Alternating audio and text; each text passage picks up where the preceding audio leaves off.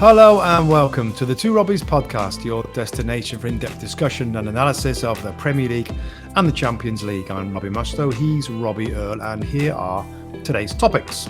Manchester City and Real Madrid are set for a rematch in the Champions League Semifinals. What now for a hapless Chelsea and Frank Lampard after they failed comeback at home?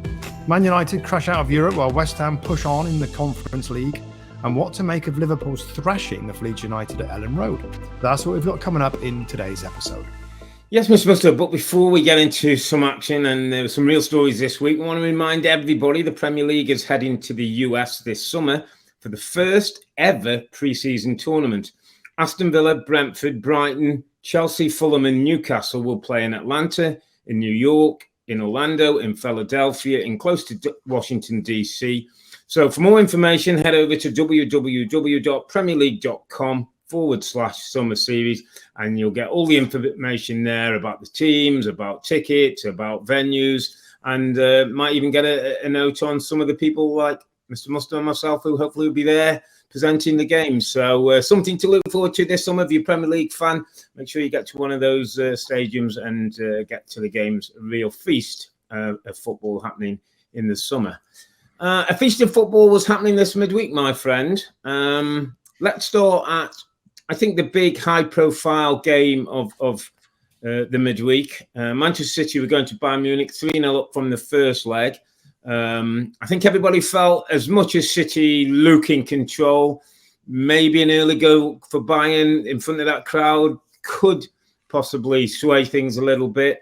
Wasn't how it went, Rob. In the end, a 4-1 aggregate seems pretty comfortable. Over the two legs, you'd probably end up saying it was reasonably comfortable. All the good work was done in the first leg. What was your takeaway from City, the second leg, and where they stand, how they look now in the competition, Rob? Well, I think we'll get on to that, about how they stand and how they look in the competition. I think very favourably. But it was good, another good game, wasn't it? I mean, whenever Bayern Munich plays, whenever you get these two going up with the managers and the players and stuff, brilliant game of football, super interesting. Bayern Munich, as you'd expect, Rob, hot out the traps, very quick, got the crowd involved early, put Man City under a lot of pressure, a lot of bodies forward, a couple of saves had to be made early on. I thought City struggled with the pace of those wide players. Coman and Leroy Sané at times looked like, particularly when City got that high line going and they got in a couple of times in behind. Leroy Sané had a big chance, Rob, didn't he? I think around about quarter of an hour, 17 minutes in. Yeah. That's one of those moments, defining moments of the game. Stuff couldn't score it there. But, and we can go into the details, Rob, but, I'm going to go straight to the headline for me is that City are different. I've hinted this quite a few times now in the Champions League podcast.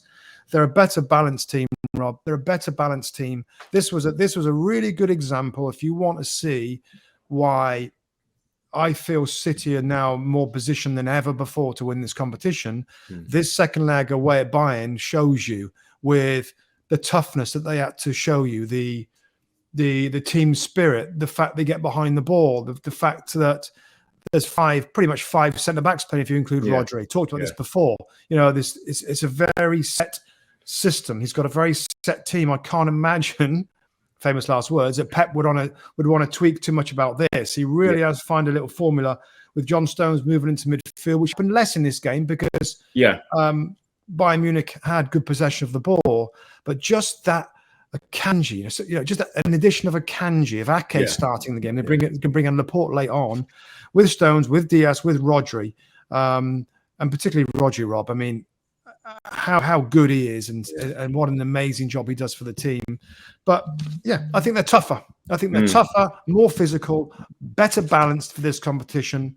So that's why I'm particularly positive and very high on what they might do this year in this competition. Yeah, hard not to agree with that, mate. It was really interesting actually. As you sit down and watch the game, you get a note, you get a cup of tea, you're ready to go. And I think it was really probably not anything that Bayern Munich had in their own control, but for the first 3 minutes, the referee had some technical issues, and the crowd were building, mate. And it was like the crowd Bayern was singing. There was brilliant scenes behind the goals, and I'm thinking, if Thomas Tuchel could have composed this exactly as it was. It was. I thought the first 10 or 15 minutes, Rob, were a bit different. I thought they were aggressive. I thought there was a physicality. I thought, there was a bit of unrest between the two. Gundogan and Kimmich had a little, go at each other at one point. I thought there was a bit of an edge to it, which made the game even better. You're right. I think from the high position, we know City will always defend. Coman on one side and Leroy Sané's pace. Coman kind of pretty much took RK on the outside 2 or 3 times, and it was obvious that his pace was going to get him to the byline. So all of a sudden, a bit of a worry for City.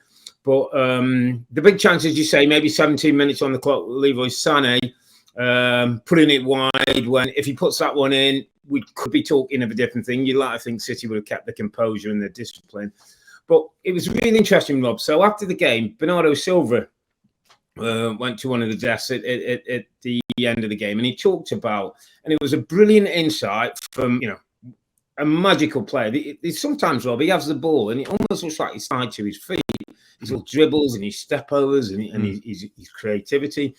But what was more rewarding to hear from Bernardo Silva wasn't just about in possession. It was interesting. He came out with a couple of things, and I remember just writing them down and saying, "Yeah, I did the same thing." He said, I wrote them too. We've learned that in big European competition, you can't dominate all 90 minutes.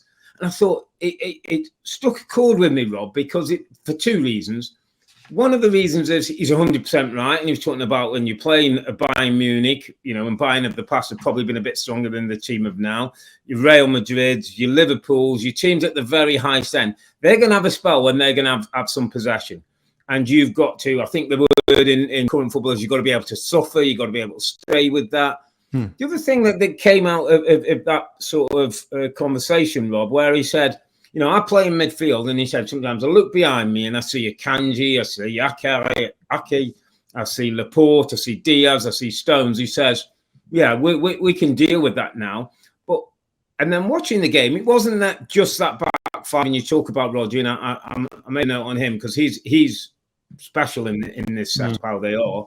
But there were times, Rob, when all 9 outfield players, and I'm going to exclude Erling Haaland at times because he's the one who stays. All 9 players, Jack Grealish and Bernardo Silva in particular, were back, were condensed, were making it difficult for Bayern to play. It's almost like there's a realization, Rob, that, the other team can have the ball. And I used to think, and it was interesting how Bernardo Silva said it, and this is my interpretation of what he said. It might be completely wrong, but it was almost as though City used to get a bit embarrassed if other people had the ball. Like, we're the possession team. What are you doing with the ball? And they'd almost like want it back and almost, do kamikaze things to get it back. Feels to me like they're saying they're more respectful of the opposition. Listen, they can have some time and we can keep a clean sheet or keep it tight and we can still go and win the game.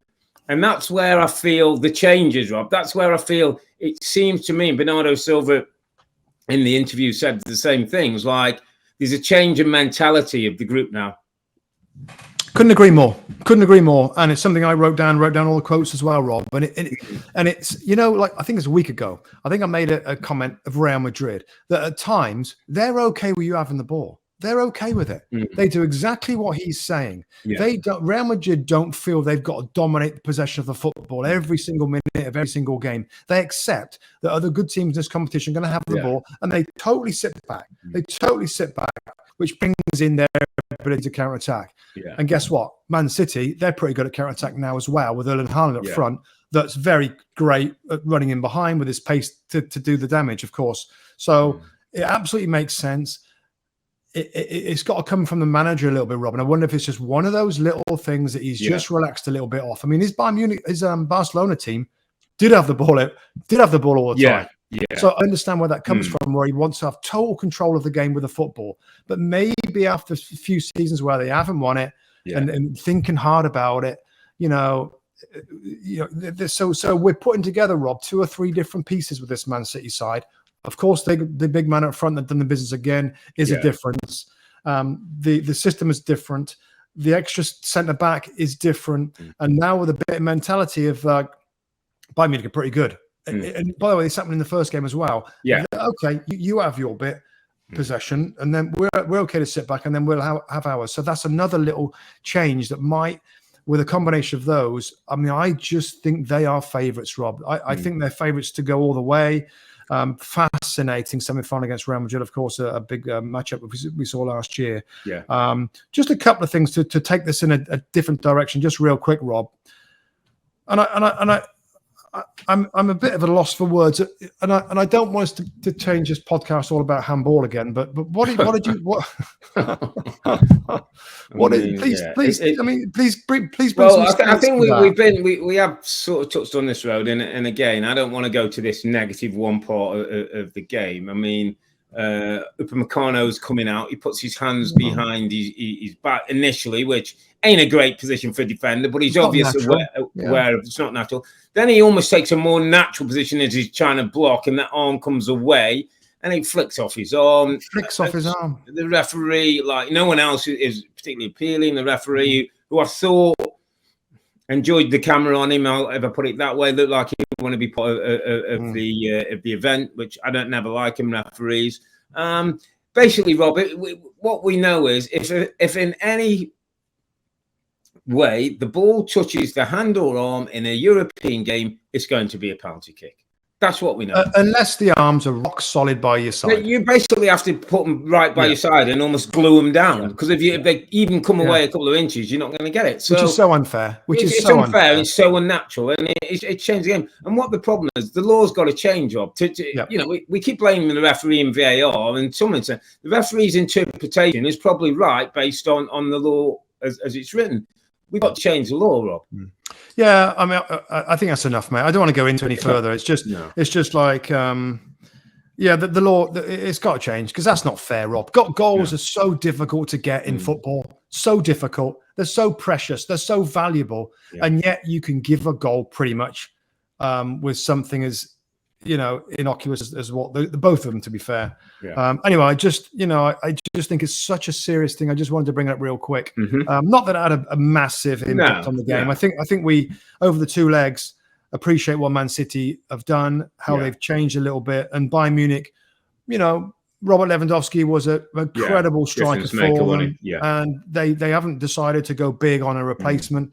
Choupo-Moting that we talk about, we saw with Stoke City in the Premier League, that was okay. Yeah, he scored a few goals, but he's doesn't seem at that level. Can I chuck one at you just before we move to maybe in terms of where we see City and the competition? I suppose it's part question, part observation, really, in that the City we've talked about, and it ties into our, being a little bit more determined with the defending, understanding that the opposition are going to have the ball. When I looked at City yesterday, Rob, there's a slightly more muscular appearance about City than there was in the past. And by that, I don't mean like, I'm not talking muscular, like, going and putting massive tackles on, but there's a side and a physicality to United, to City now that wasn't always there. So Zinchenko was a lovely footballer. And if you have Foden, and if you have Bernardo Silva, and you have Gundogan and Cancelo and players, they're good footballers, but there's a little bit more. You've got the big lad up front who's a freak, who's a monster. You've got Rodri, who's an absolute star, who runs under the radar. He's my underappreciated Champions League player of the week so far. I just think he's a golden piece in the thing. You've got now a back four of centre-backs who are all strong. If Walker comes on, you got physicality. If Laporte comes on, you got physicality. It's almost like there's another option for City to have with this group than we've seen them before. If the football didn't always get their way, they lost out. There's a bit more. They're a bit more robust. Maybe even your lovely word durable. They might be a bit more durable, Rob, than we've seen. Well, it does go back to what we said, Rob, about the little changes, and it's a good point. And they are much more durable. They're more physical. They're better defensively. Kanji is a flipping wonderful addition. What a find he is, by the way. If it wasn't big money for Manuel Kanji, he's not a super young player. He's not. He has come in and looks so comfortable, and that's kind of the big.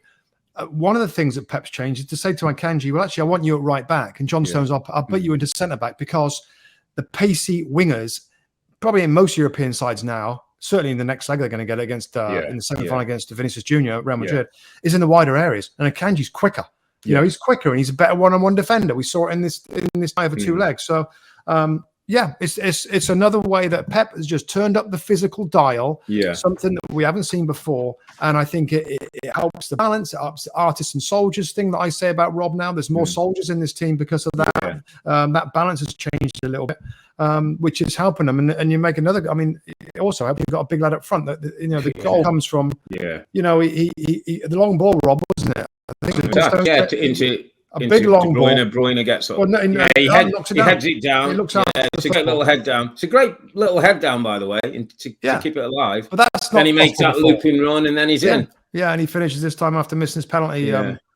Crazy how he missed his penalty a little bit earlier on. So no, I think we're saying the same things, Rob. This team that's going places, and now.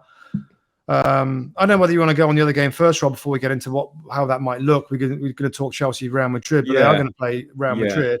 But are you thinking that Man City now are the team to beat, or do you still favour Real Madrid? Or? I'm thinking Man City is the team to beat, but again, just sort of picking up a few quotes, watching a few interviews. It was interesting that Pep said, if you want to win the Champions League, you have to win against Madrid. Yeah, basically, they are the team, Rob. And sometimes you can take a little bit away about form. You can take a little bit about how you've got there. You can take a little bit about how defensively good they are. If Real Madrid have a day, Man City could struggle over 2 games, Rob. That's how good this Real Madrid team is.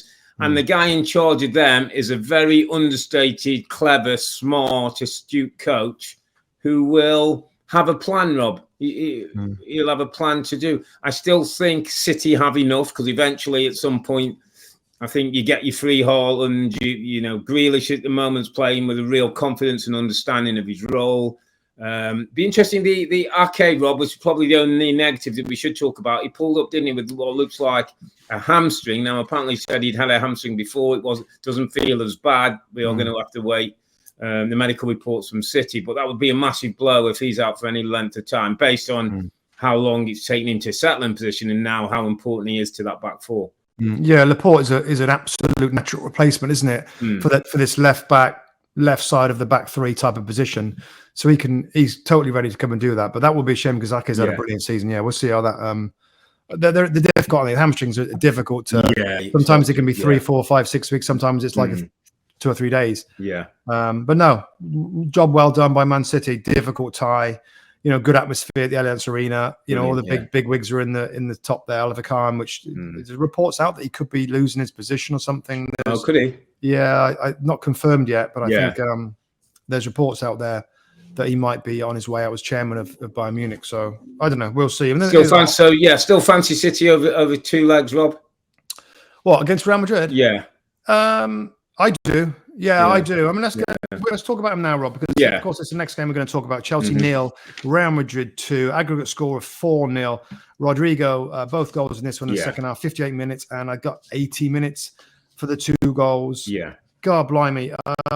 Let's talk about Real Madrid first, Rob. The Chelsea, there's so much to kind of impact there, but and then of course we can talk about this and how it might affect the Man City game. Obviously, the main player that didn't have a brilliant game on this one is Vinicius Junior. Yeah, he is a special talent on the left hand side. Rodrigo got the goals, of course, from the right hand side. Karim Benzema is a threat himself at the middle.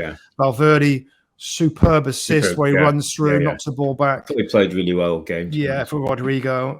Kroos, Modric in midfield, Camavinga, the brilliant central midfield player that's making a position himself. They might not like, but he's playing great at left back.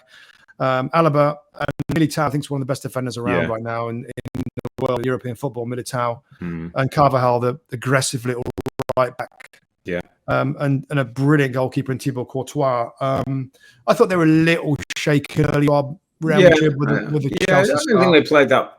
I don't think. It's interesting, over the course of these 2 games, I've never felt Real Madrid had to play that well to win both games. I thought the front 3 from Madrid wasn't as we've known it. Vinicius didn't have a sparkling day. Benzema, the similar. Just talked, Benzema might have had a bit of an injury that didn't play, I think, at weekend and came in. But then they get Rodrigo, Rob, on the other side, who's sometimes like the poorer relation. He's still as quick. I mean, he's a brilliant footballer. He's a threat. that will be a threat to City in those wide areas with him and Vinicius. As you say, it was a day for maybe not the headline makers. Valverde, who's probably the lesser known of with Kroos and Modric, I thought was brilliant all day. What a great athlete, lovely technical footballer. Times and again, I heard Ancelotti say when they had a bit of an issue with Kante in the position he played and gave him a problem, he swept Valverde over there just to deal with it for a moment, just till we got sorted and stopped Camavinga being exposed. So I just think with this guy in charge, with this group of players, Rob, I still think they'll quietly believe they can get past City. And again, they didn't have to play that well in 2 games to win 2-0 against the Chelsea team and go through 4-0 on aggregate and make it to another semi-final. I think, was it something like 3? What did I see the number of semi-finals? It's some crazy number, like 30 odd, I think, semi-finals or something they've made now in Champions League, which is just incredible for this football club and the way that they play. And I thought they did what they needed to do. Didn't concede goals, whether a bit of luck, whether good goalkeeping. Courtois came up with a couple of big saves. And I know he's a little unhappy that he doesn't quite get the respect in the UK that he should have done for and I think he kissed his badge once during the Chelsea fans didn't like. But I was impressed with Madrid, even though I didn't think they played particularly well as they did in the first game. Yeah, wherever you look through the team, Rob, they've got quality. You know, Courtois is a brilliant goalkeeper. He makes a massive save from Cucurella. What is it? Just before half time. Just before half time. N'Golo Kante was the other chance for, wasn't it? Two big chances that I made a note of. That's like, well, these are big game moments. Changers, aren't they? Yeah, and of course the debate afterwards on the TV shows and stuff is about the team and the inability for Chelsea to score goals. It's been a problem they've had for a long period of time now. Team selection, Rob, I know Frank was defensive in his interview, saying that, well, for 60 minutes, I thought it looked pretty good. It's just when you have got Sterling, Felix, and Mudryk, I suppose, on the bench, and you're playing Conor Gallagher and N'Golo Kante in those high positions. I understand why when you want to win the ball back and you want to pressure and press, those two are really good at that. And that kind of worked out. But ultimately, you got to score. And, you know, is there enough goal scorers in that lineup? And you could argue that there's not. And I know changes were made later on where those 3 players came in. What would you say about that, Rob, about the lineup and picking Kante in a goal scoring position? I part of me understood it because I think, you know, Frank's scratching at the moment, Robbie, you know, 3 straight defeats before this game. But in all honesty, the reality was it didn't work. The reality was it didn't work because it works if they do that. So what he bought, I thought, was Premier League hustle. Conor Gallagher, good energy, good legs. N'Golo Kante goes, but Real Madrid are better than Premier League hustle, and they'll find a way, Rob. And if you don't take your chances, and if Cucurella doesn't take the chance, then you know it's okay because you're right. You've got Mudryk, you had Sterling, you had Felix, you had Mount, you had Pulisic all on the bench who are goal scorers. What he put in, I made my note was he's gone for harrying energy and energy against control and creativity. He's lost some creativity and control that you'll get for the real number 10s or 2-8s who can go forward and make it happen. And they didn't score a goal again, Rob. You know, so the age-old problem is there that however he fits it up, and he might argue that, you know, Felix has been playing and Mudryk's been playing and Mudryk came and missed a chance even though he was offside. But maybe his argument is, well, they aren't scoring anyway, so this kept us in the game for 60 minutes. And I kind of get it, but it failed. You know, we have to say at the end of the day, the project failed. It didn't work. They didn't win. They didn't get a goal. And that's the damning indictment on the group, that this group of $800 million worth of talent spent and has won the Champions League not that long ago is miles away from getting back to those positions right now. So we know that Chelsea Football Club, Rob, are interviewing managers like as we speak, probably, and they have done. They've spoke to Nagelsmann. Luis Enrique apparently is distancing himself from it a little bit. The question now becomes, with this result, so it does go on Frank Lampard, And I think he's lost the 4. Isn't it 4 out of 4 he's lost now? 4 straight losses, yeah. 2 against Real Madrid. I mean, it's not easy, of course, but that was the hope that Frank Lampard could somehow galvanize the fans, the players, to pull out something that was unexpected. That hasn't happened. No. Now, for me, go and find the next manager and get him in position as soon as possible. And I'll tell you for why, Rob, because we all know that the way that Todd Bowley and Clearlake went on a crazy spending spree when they first took over this football club is now a massive problem. Number one, they've got, and it was, who was talking about it? The amount of players. Oh, it's Thiago Silva after the game, Rob. Mate, I mean, very interesting a bit interview. More like listening to Bernardo Silva was informative. Listening to Thiago Silva was really informative. Absolutely. Basically saying everything that most people are saying. Too many new players are coming in. They've had to expand the blooming locker room to fit the extra players in. And he said the same thing. Players aren't playing. They asked to stop. I mean, this is Thiago Silva saying that. So that the issue of bringing all those guys in to make it bigger.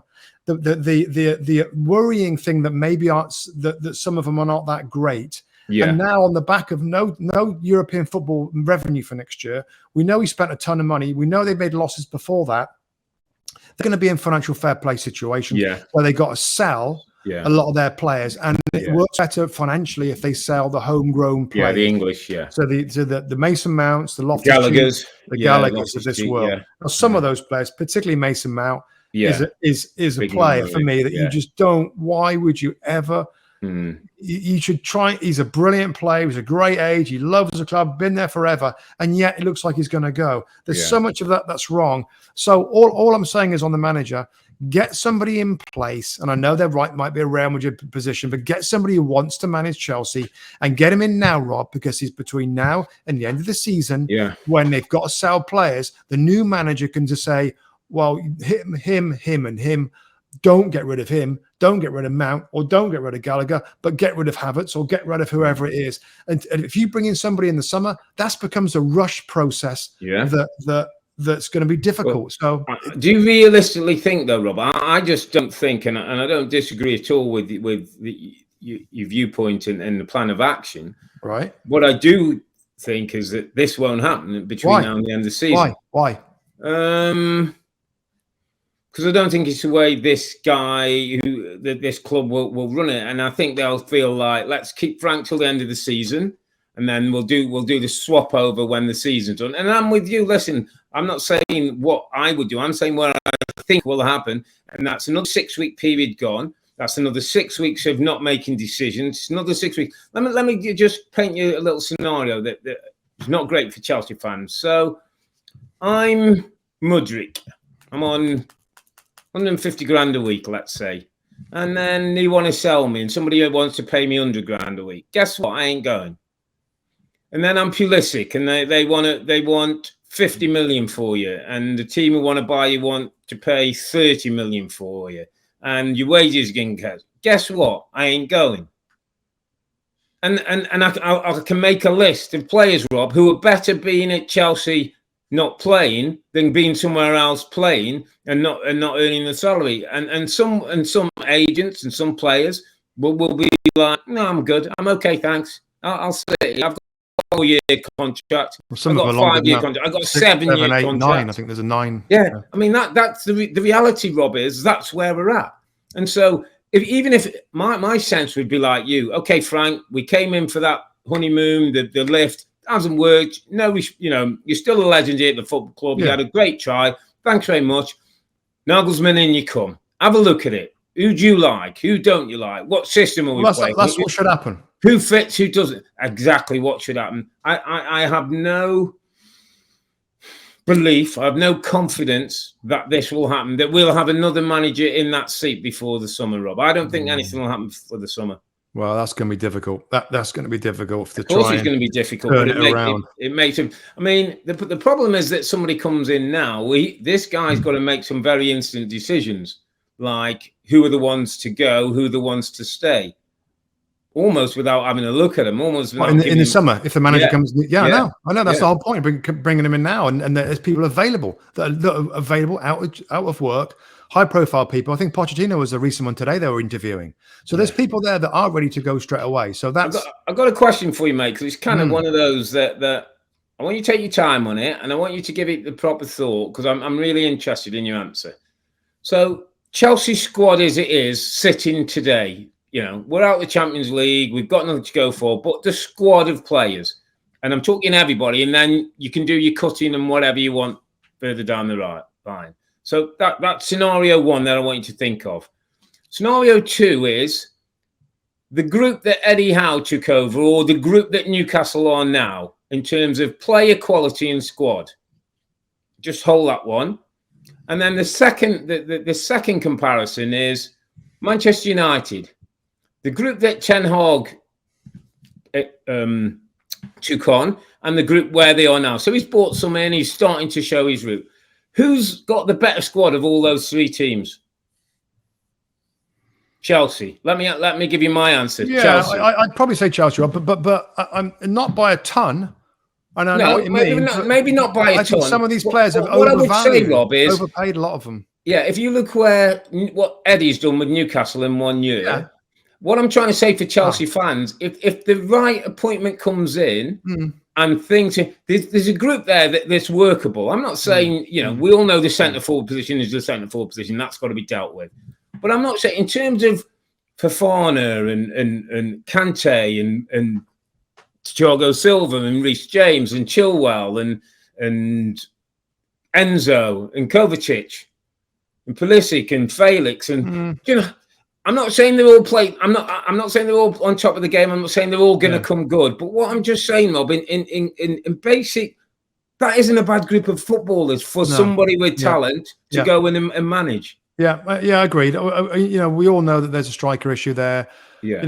That they need a regular scorer. But even that, Rob, that's not everything. We know now that all the other good sides at the top of the Premier League score goals from wingers, and they got plenty of wingers. They're still not scoring goals. It's not as easy as saying it, and I don't like it when it's like, well, yeah, we know they need a centre forward in the ideal world. Most great teams have got one, but you can still have other people contributing and scoring goals. They're not even doing that. So it's a bigger thing. It's a bigger picture of the whole club, the team, is why they're not performing. Another random one, Rob, before we move on, right? And this is something that it's a few days old now, this in terms of news story. Todd Bowley, I think it was after the Brighton game, goes into the dressing room and speaks to the players.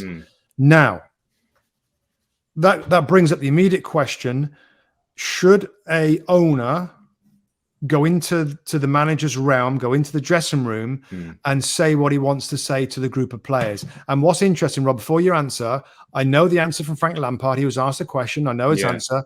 And it's interesting because, I guess what we both do is we check, in between. When I work out, I put all the videos on from YouTube and different managers and stuff like that. And I saw a comment from a legendary Premier League manager, which was very different to Frank's response. So he didn't like it. So the other manager didn't like it. I'll tell you answer first, and I'll tell you what he said. Okay. So interesting. So putting all my cards on the table, I played at a club at Wimbledon that was a little bit maybe weird and crazy at times. And we had an owner called Sam Aman who would sit in the dressing room with you, would sit during team talks, would come in after. Sam had a great way. So say I was picking up you from a corner and you scored the corner, he'd come into the dressing room after and he'd go make a big thing of looking on the board, and he'd look at me and then he'd look at the board as if, you weren't getting away with it. So that was what was the norm. Sam Aman was in the dressing room. It was his club. That's how he felt. He wanted to connect with the players. And it was a different time. He's a different personality. I don't think part of an owner going in a dressing room is all that bad, because sometimes you can argue, we never see him, we don't know what to think, whatever. But you can be too friendly, you can be too pally, there can be messages that are mixed. I'm not quite sure it's the right environment. I think you employ a guy to do that job for you. So I don't like that it seems a bit continual and it's kind of the thread. And now with TV cameras are waiting for him, watching him, Rob, walking over the pitch and going in, which I don't particularly like. But I don't think Frank's in a position where he can say what he likes or what he doesn't like. He's on caretaker role for however many games from here to the end of the season. So, I'm a little bit in between on that one. I'm not over as strong as some are, because it's something I've known and it became the norm with me. But this is a guy who, at the moment, Rob, everything he does is under scrutiny, and I don't think it's helpful. I don't think it's helpful for the situation that the club are in at the moment for this to be another story that, at the moment, everybody's finding a way to smack Chelsea, and this is just another way of doing it. Well, for those who didn't see it, Frank basically said, "Yeah, I don't mind it." Again, he's probably going to say that. He's the owner of the club. If he wants to come in, and but understandable. The other person, Rob, was Arsene Wenger, and he was asked the same question, and his answer was totally different. There's no place in the dressing room for the owner. In fact, he said, I have it in my contract before I take a job. It's in my contract that the owner is not involved in team selection or into the dressing room to talk to the players. And some of the reasons he gave, what if players start to think they can have relationships with the owner and might go behind the manager's back? What if the top bowler comes in? I would say some do, Rob. Absolutely. Well, yeah, this is not yours is a really interesting one, Rob, because it's only because that Wimbledon dressing room was. You could go to Sam Mam and say, you know what, it's Gaffer. So because he has a relationship with you, because he's in there a lot. So Wenger would say that's incredibly dangerous. And also, if he comes in there and says a few words, they go out the next week and win. He might want to come in all the time. It's just not. It's just he just said it's not something. I just thought it's interesting. You got Lampard saying, an experienced guy is like, no chance. So there's also some owners, Rob, and it's interesting, just without labeling the point before we move on the Champions League, just that there'd be some owners who wouldn't. Abramovich would never have that issue because he wouldn't want to. No. He wouldn't want to go down there. It's not, we hardly ever saw him do an interview, never mind anything else. We've seen more of Todd Bowley in the less than 12 months he's been at the football club than we saw Abramovich over his whole era and heard more from him. Yeah, just to finish it up, mate. We had a chairman, Steve Gibson, who's a legendary chairman owner at Middlesbrough, and there was one occasion he got involved, Rob, and it was not in the dressing room. It was a meeting like the Monday or Tuesday afterwards, basically trying to pull us all together because we were in a disaster, bottom of the Premier League table, or there was fighting or something going on. So that's one time in 12 years that he came in. So just to give you a little insight to it, and no other manager and whatever owner in my 18, 20 years did it. So yeah, interesting. Just an interesting thing that popped up. Okay, let's move it on. Should we just talk about the other games in the Champions League? Because there was a couple of other interesting games, wasn't there? Napoli and AC Milan. Yeah. Napoli advanced 2-1. 1-1 on the night. 1-0 from the first leg for AC Milan to advance over Napoli, which was some big surprise, really, when you think how well Napoli and how far they were ahead in the league, and even 1-0 down from the first leg. You probably thought that they'd come back. Osimhen was back in the team, so a lot of positives for a Napoli team that's been one of the stories of the season in European football. But credit again to AC Milan and Olivier Giroud and good old names, Leao and players we've seen in the tournament in the early stages. AC Milan, I think it's their first semi-final for 16 years, mate. Which is a team as great as they've been. The team that used to win it most regularly, probably when we were growing up. Back into the good time. Yeah, they are. I mean, if you're Napoli, Rob, the season they're having under Spalletti, the way that they are the best team in Italian football, go out at this stage must be incredibly disappointing for them. I mean, they pushed and pushed, and Milan, for the most part, stayed behind the ball. The Rafael Leao run for the goal was special. It was absolutely special. He also, Leao got the penalty that Giroud missed the penalty. Yeah, he missed the penalty. In the game. But Leao's run to pull the ball back for him to score the goal was pretty amazing. And just think from Napoli's point of view, they missed a penalty as well. We know about Osimhen, but the other player that's a star player with an incredibly difficult name to pronounce, which I will try. Yeah, Kvaratskhelia.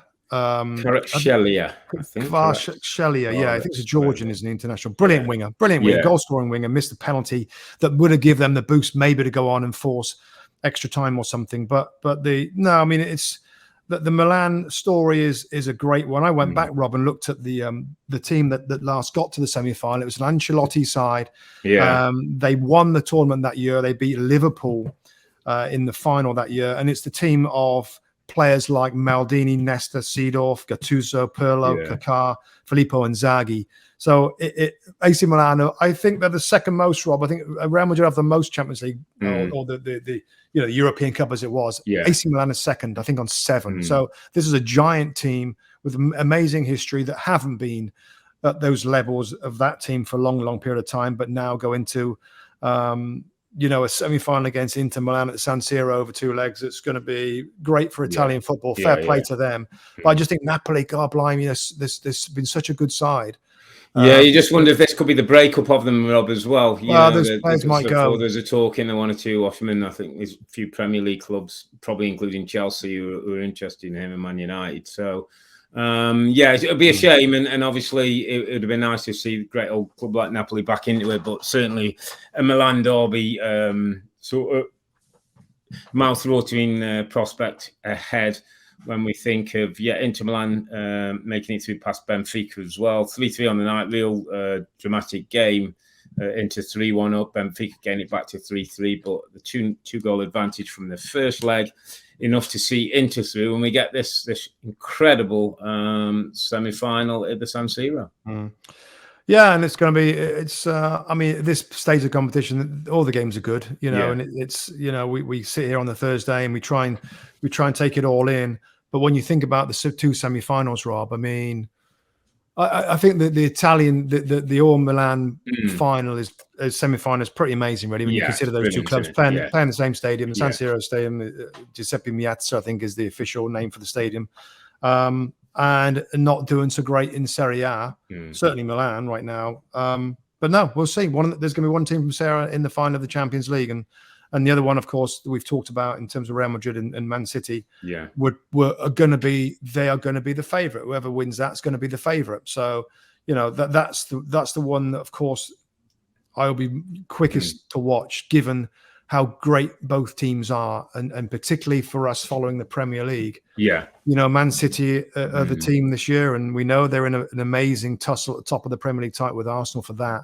But this chance now, I got to think that they're all, and not just the fans or the manager or the players or us lot or anybody else, surely, it is the best chance for them, Rob, to win this championship. For sure. 2 great games to look forward to, 2 great occasions, massive clubs, and maybe this might be City's year. Just before we move on for the Champions League, mate, some of this caught my thought, and it was a note I'd made, and it was interesting, and I know Chelsea fans might have had enough of us sort of giving them advice or what's going on, looking from the outside. But it just came back to me at the end of the game where at Chelsea, Stamford Bridge, midweek, and Ancelotti and Frank hugged, and obviously I think Frank played under him and they had won competitions, etc. And part of me was just looking at Chelsea and saying, right now, Rob, wouldn't Ancelotti just be a calming influence who for 2 years, there was talk in there that he might be leaving Madrid and going to Brazil national team, and 2 other places. And it just struck me that thought, right now what this Chelsea needs, right now what this Chelsea owner needs is somebody like an Ancelotti. Can go in, can get hold of the football club, can organise it, can get a team that can certainly find goals, and it's just got a presence about him, Rob, a calming presence, because everything seems like it's everywhere with Chelsea at the moment. It's boiling out of control. And I just thought, what a great guy this Ancelotti is. He's just such a lovely, cool man. And he had a lovely shot of him kissing Rodrigo after the end of the game. He says, I give him a hug, but I have to give him a kiss when he scores goals like that. Almost feel that's what Chelsea need to take the next step for a couple of years to get that club back in shape. And then who knows who can take it on. But just a thought. No, I absolutely know where you're coming from. I just feel, Rob, that it needs somebody else. I think it needs a totally fresh, hungry, like a manager on the up, like a Nagelsmann. Yeah. I mean, I guess a Pochettino is more in the mold of Ancelotti, that's chilled. And but I don't know. I think they need a progressive coach who's going to really work with this young group to try and reach their max. But no, it's amazing competition. And Ancelotti, I mean, he's a legend, absolute legend, brilliant. Absolutely. Let's talk about some Europa League football, Europa League Conference. Let's start with the Europa League, because Manchester United got themselves 2-0 up in the first leg, ended up 2-2 going to Sevilla, and we know how difficult that can be. A Sevilla team, I think, won the competition 6 times. Got a brilliant record at home in the competition. I think the 26 games, 23 wins. So it was never going to be easy for Manchester United. But I don't think United fans, or I don't think Erik ten Hag thought it would end up a 3-0 defeat, a 5-2 aggregate, and Manchester United dumped out of the Europa League. No, I don't think so. No, I didn't see all of this when I had to pop out today. So I saw the goals and and the stories and stuff like that. Shocking kind of result. I mean, and they would have known what that stadium's like. Well, should have done in Sevilla, and the atmosphere and with the scarves and everything else. I mean, and they're a good side. They're a good side with a good manager. Of course, United will go to the goals conceded. I immediately think of the first goal and the third goal, Rob, and David De Gea, who I think's had a pretty good season with some of the saves that he's made, is not the best with his feet and with decision making. And Maguire will probably get a lot of criticism for not. It's off his pass that they get him for the first goal.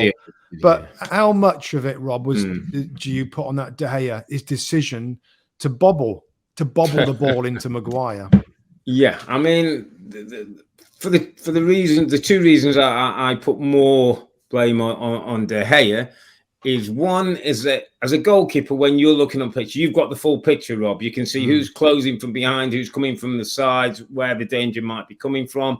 So I just think, in those situations away from home, in that atmosphere at the stage of the game, what's the most beneficial thing to do? To me, it'd be get it up the pitch and not take the risk. The second thing also, Rob, and we've all been in teams where sometimes you've got a teammate who's not having the greatest time or something. I just think, know your players as well. I'm not sure that Harry Maguire really wants that ball there. And he's in a difficult position. He's in a difficult position. He hasn't. I don't think he's checked his shoulder. I don't think he knows what's on. I think as you roll it into him, I can sort of almost see people converging on him. I just thought it's a tough one for Maguire in that situation. I can, as a goalkeeper, as De Gea, I think I can get him out of this. I can allow him not to have to deal with this issue. And one of my old managers used to say that if you think you're passing a problem, don't make the pass. And I think he was passing a problem on to Maguire, and there was a problem that Maguire couldn't solve. And I think it could have been easier if he'd have gone long and saved Maguire.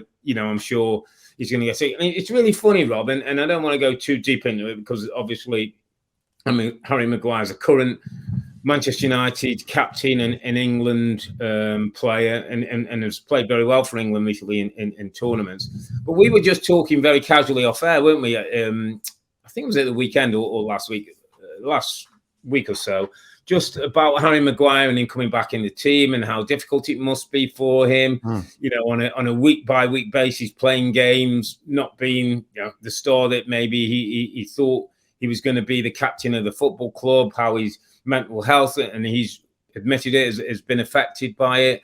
It's just such a, there's so many great things about being a professional footballer, and it's we'd all give a right arm to do it, and we were fortunate to play.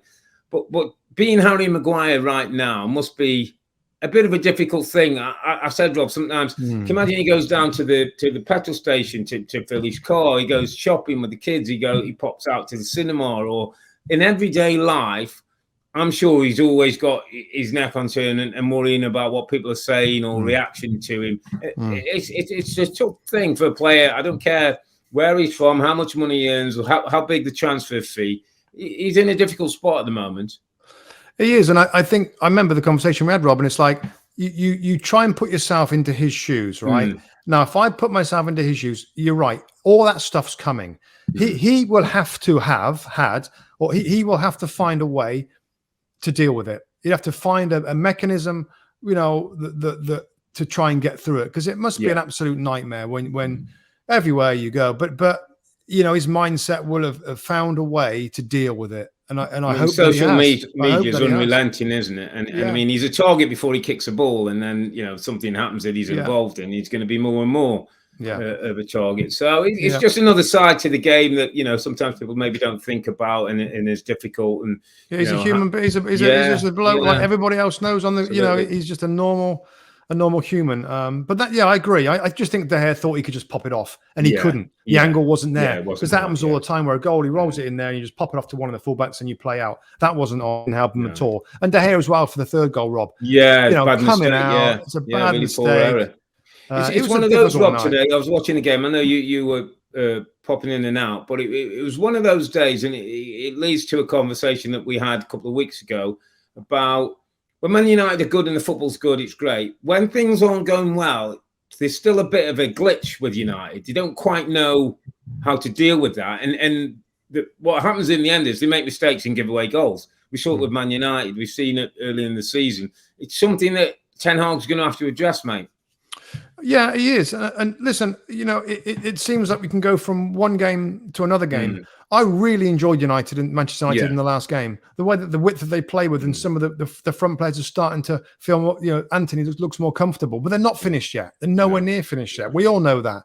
And that's a difficult tie against Sevilla, that's got a great history in this tournament, a difficult second leg there. They're nowhere near where they need to be, but there's signs. And I always say with a manager, I just want to see it. I want to see what he's trying to do. And I think we've seen that from Ten Hag, but there's a lot of pieces. He hasn't got his best central defenders. He ain't got them today.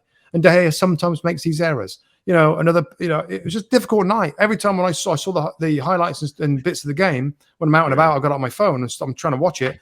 It looked like they were getting nowhere. Interesting. So no Bruno, Rob, which suspended. Suspended. They missed him a little bit more maybe than I thought as well. Just a little bit of midfield control. It wasn't quite the same with Eriksen and Casemiro. But worked for Ten Hag. Obviously, really disappointed. They've got to get themselves right for the weekend FA Cup semi-final against a very good Brighton team, which won't be easy. Let's move on to the other European game before we just wrap things up, mate. That was West Ham in the European Conference League. 1-1 with Genk from the first leg. Really good 4-1 win at home. Another David Moyes, when he seems to be in trouble, he finds a way. And Mikel Antonio, Pacatoro, Declan Rice got a really nice goal running distance and scoring, and maybe answering Mosley, Roy Keane and Graham Souness. Not enough goals, not enough productivity. Maybe that helps. And Antonio got a second for a 5-2 aggregate. So West Ham advance in the competition. And I think we spoke about David Moyes, haven't we? He's a survivor, mate, and he's come out with another good result. And it's West Ham VAZ Alkmaar now in the Conference League semi-final, May 11th and May the 18th. So just as we're heading towards the conclusion of the Premier League, you'd like to think from West Ham's point of view, they might have won a couple of games by then and got themselves out and can kind of go into that and enjoy it and look forward to it, rather than going into games but worrying in between that they're still fighting for the life at the bottom end of the table. Yeah, I think so. I think they're going to be all right in the Premier League. You know, we weren't on the same page with whether David Moyes is going to stay there. I made the point where if he wins this competition, that gets him into the Europa League next year. Granted, it's been a disappointing season, but I think he'll stay on. And you were just a bit, I'm not sure he will. With other good managers available, we'll see, mate. We'll see. But that's a great, that's a great result. You know, anytime you win at home at this stage of European competition, it's a feel-good factor for the players, squad, for the manager, for the fans. Believe again in David Moyes. Semi-final of a. You know, it's not competition. And apparently good numbers again in the stadium and all that. You know, the West Ham fans will turn out. So it's a great competition, and like you say, if they can address a bit of Premier League form before that, they can really enjoy those two games against Alkmaar in the semi-final. Okay. Just one more game just to talk on. We'll go back to Premier League, mate. It was on Monday night. Danny and I were doing Leeds v Liverpool. You know, a huge game for Leeds in terms of where they're at. And David Ornstein had told us before the game, Rob, that the San Francisco 49ers, who are looking to invest in the club, but that's all reliant on them being in the Premier League. And if the Premier League goes, maybe they go, the investment goes, the stadium doesn't get done, new month. So there's a lot riding on Leeds having to come good and stay in the Premier League. And I have to say the performance, Rob, for a team who've just got beat 5-1 by Crystal Palace the week before, to get beat 6-1, it could have been 10, to be honest, in the second half. there's alarm bells ringing at Elland Road, my friend. Alarm bells, because I think I said on the day to Anna and Danny's there ain't much to hang your hat on right now with Leeds. You know, some teams you think defensively not bad, and Gary O'Neill's got organisation, and we might nick a goal through Brennan Johnson at Forest or whatever. And I look at Leeds, Rob, there ain't too many bits that are really working that well. Well, it's funny because again, this is turned into a long podcast, Rob, and there's quite a lot there's quite a lot I could talk about in this game. And I think I have Leeds this weekend. Yeah, Leeds are at Fulham, first game on Saturday morning. I'm just preparing for that now. They've scored goals, Rob. Yeah, they have got goals. Apart from Leicester, they're the second most goals down there in the bottom half. They've scored more goals than Chelsea. Yeah, that's 10 more. They got 10 more goals than Chelsea. Defensively, they've been a disaster, and they've been a disaster for a long period of time. And the Bielsa thing was conceding too many goals. Jesse Marsch helped a little bit, conceding too many goals. Gracia's come in, and we know that there's from the young players there, and there's the signings in the attacking areas. I kind of like them, but they're young. Yeah. But they're young. And the concern was, and I watched a press conference of Gracia, was asked, well, your team's just collapsed twice. Yeah. They conceded a goal, and they collapsed. He didn't have many answers to say, did he? No, because he looked shell-shocked. The back four's not good enough. No, we said that. Individually. But then you've got to organise them. You've got to create a unit, and you've got to just work to, it just doesn't seem like it's there, mate. The goalkeeper at times makes some good saves. I know he's a young goalkeeper, but right at this moment, he's having it's a difficult period for him. Yeah, with what's going on. They're in serious trouble, mate. They're one of two teams, Southampton being the other, Rob, that have absolutely gone all in on youth. Yeah. Absolutely gone all in with their transfer policy in summer and in January in youth, and bringing young players into the club with the thought that let's get the future stars early. We'll build them into a team. Yeah. And I get it, but Southampton and Leeds United right now. On the other side of that would be Fulham. Fulham brought in some experience, Andres Pereira and Willian and a couple of others. Again, I think I have Fulham this weekend. Well, Fulham, they're playing Fulham, aren't they? There's a few other players they brought in, Rob, Premier League experience. Yeah, Pereira, didn't they? They got Pereira brought in Chris Wood in, and Bert Leno, the goalkeeper's got experience. Willian. So Palhinha's an experienced midfield player. So they just didn't go with it. They didn't go with the same philosophy. Anyway, the Leeds have got problems. But just quickly on Liverpool, Rob, before we wrap up. And I know it's Leeds United, and I know they're not very good defensively, but Liverpool were different. Yeah. Liverpool different. And Trent. How about Trent is, how about finally Jurgen Klopp making a big tactical switch? If you can't beat them, join them. Yeah. The Man City style with the fullback going into the middle of the park is tailor-made for Trent Alexander-Arnold. Oh, absolutely. He looked absolutely world-class with his passing. His passing there aren't many better around. He's a creative force that they don't have in midfield. Right. And then you're forcing Kanate to go out there and defend more. Yeah, that works better than Trent. He will get in there when he has to, and to sustain pressure or drop back into a 4. But I just liked it. Jurgen Klopp thought it was the best performance. Again, they were so controlled with Trent pulling the strings, making assisting passes for goals, and the front players getting goals. They were very, very, very good, Liverpool. And one of my best buddies is a Liverpool fan, and he's like, "Come on, we can get back in the top 4." I said, "I don't think you can. I think you've left it a little bit too late." But that was better. And what I think a bit like we've talked at Chelsea. I think with Liverpool and whether European football of some caliber is what they want, I almost think they'd be better off out of it for 1 year and concentrate on getting themselves back in shape. But from now to the end of the season, Robin, and we talked about, this is a chance to work some of those things out, to start getting yourself ready. So once we hit August next season, they're flying and ready to go with a shape and with a different shape. Helps them in midfield, helps them defensively, helps them in many. I just a little surprised they didn't try it earlier, and it is Leeds United. But it's something for everybody to watch in terms of Liverpool.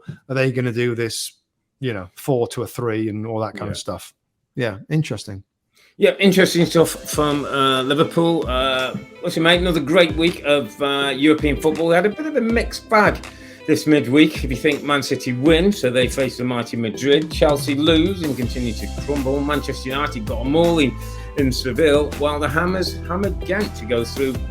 Look out for our next podcast. That's going to be on Sunday. That's April the 23rd, when we'll review match week 32 of the Premier League and look back at both semi-finals in the FA Cup, where Manchester City take on Sheffield United. Manchester United have a tough game now against Brighton, having lost and dumped out of the Europa League. But for now, I'm Earle, he's Mustoe, together with the two Robbies. Thanks for watching and listening. Be safe, stay healthy. It's a good night from me. And it's good night from him. Good night.